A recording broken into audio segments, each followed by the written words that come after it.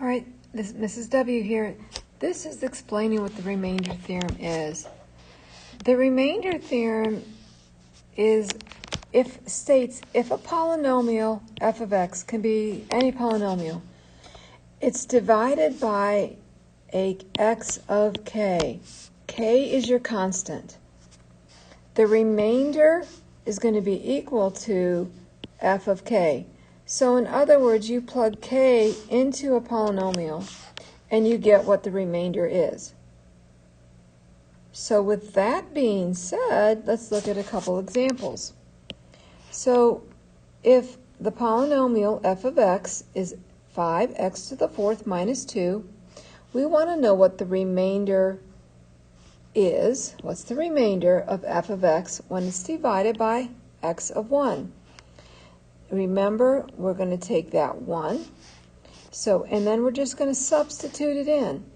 So we have our 1 going into your x4, which is right here. And then you have it minus 2. So that's all you're doing is evaluating that.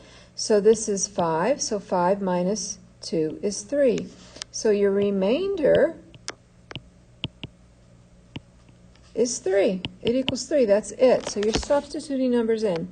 Now before we learn the synthetic division, you could still do that and see your remainder is 3, but why do more work? So let's try another example. If f of x is 4x to the fifth minus 5, then what is the remainder when f of x is divided by x minus 3?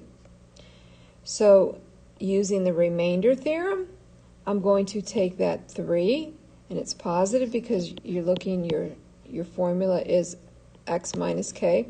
So you're going to take your 3 and you're going to plug it in for your x, and you are going to evaluate.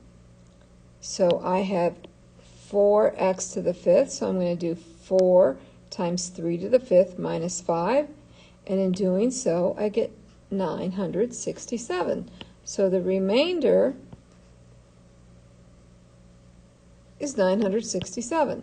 Now again, you could do it the synthetic division way, but why? Why, I ask? All right, anyway, one more.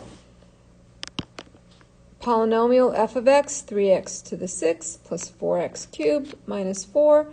Then what is the remainder of f of x when it's divided by x plus 1?